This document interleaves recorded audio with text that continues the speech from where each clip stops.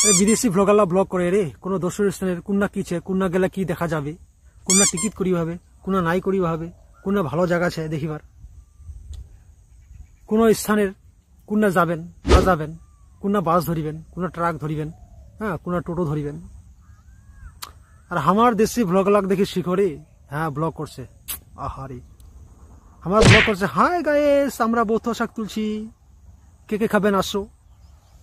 মহা মুশকিলের কথা রে বথুয়া শাক খাওয়া যাম আরে চিকেন কো খাসির মাংস কো বিরিয়ানি কো না আমি মোটরসাইকেল তেল ফুরে খাবা যাও তো বথুয়া শাক খাবা যাম